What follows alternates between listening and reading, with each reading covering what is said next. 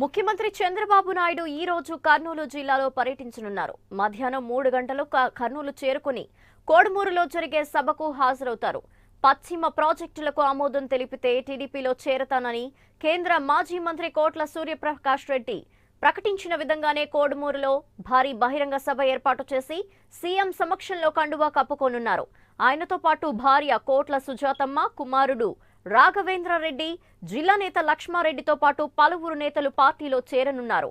ఇప్పటికే కర్నూలు పార్లమెంటు నియోజకవర్గ పరిధిలోని 7 నియోజకవర్గాల కార్యకర్తలతో పాటు నంద్యాల పార్లమెంటులోని నందికొట్కూరు, పాణ్యం, డోన్ నియోజకవర్గ అనుచరులతో ప్రత్యేకంగా మాట్లాడారు. 1,00,000 మందితో సభ ఏర్పాటుకు జన సమీకరణలో కోట్ల కుటుంబం ఉంది. ఈ సభకు ఉప ముఖ్యమంత్రి కేఈ కృష్ణమూర్తి, ఆయన సోదరులు కూడా హాజరు కానున్నారు. మరింత సమాచారం మా ప్రతినిధి శ్రీనివాస్ అడిగి తెలుసుకుందాం. శ్రీనివాస్, ఈ రోజు కోడుమూరులో భారీ బహిరంగ సందర్భంగా ఎలాంటి ఏర్పాట్లు జరిగినాయి?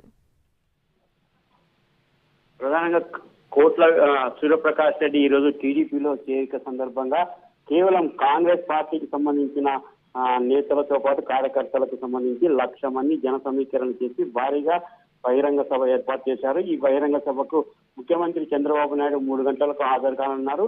ఈ సభలో కోట్ల సూర్యప్రకాష్ రెడ్డితో పాటు ఆయన భార్య కోట్ల సుజాతమ్మ, తర్వాత కర్నూలు కాంగ్రెస్ పార్టీ అధ్యక్షుడు లక్ష్మీరెడ్డితో పాటు కోడుమూరు మాజీ ఎమ్మెల్యే మదన్ గోపాలు, తర్వాత 7 పార్లమెంట్ పరిధిలోని 7 నియోజకవర్గ పరిధిలోని మండల కాంగ్రెస్ అధ్యక్షులతో పాటు బ్లాక్ అధ్యక్షులు, దాదాపుగా 1000 మందికి పైగా కార్యకర్తలు ఈ రోజు కాంగ్రెస్ కార్యకర్తలు టీడీపీలో చేరనున్నారు. ఈ సందర్భంగా ముఖ్యమంత్రి ఆమోదించిన 3 ప్రాజెక్టులకు సంబంధించి బహిరంగ సభ సమీపంలోనే పైలాన్ ప్రాజెక్టును ప్రారంభించిన అనంతరం కోట్ల సూర్యప్రకాష్ రెడ్డికి తెలుగుదేశం పార్టీ కండువా కప్పే అవకాశం ఉంది.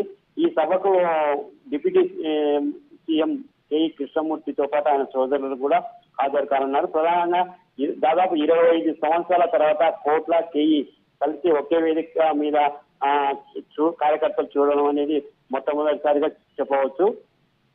ప్రధానంగా ఈ కర్నూలు పార్లమెంట్ పరిధిలోని ఆర్డీఎస్ తో పాటు వేదవతి, గుండ్రేవుల, తుంగభద్ర దిగువకాల ఈ 4 ప్రాజెక్టులకు సంబంధించి 5 లక్షలకు పైగా ఎకరాలకు తాగునీటిని తీసుకొచ్చే ప్రయత్నంలో చంద్రబాబు నాయుడు సఫలమయ్యారు. దీంతో ఈ బహిరంగ సభకు కార్యకర్తలతో పాటు భారీగా రైతులను కూడా సమీకరించే ప్రయత్నంలో ఉన్నారు. దాదాపుగా ఇప్పటికే 100 బస్సుల ద్వారా ఈ కార్యకర్తలతో పాటు రైతులను తరలించేందుకు కాంగ్రెస్ పార్టీకి సంబంధించిన కార్యకర్తలు తమ ఏర్పాట్లలో నిమగ్నమయ్యారు.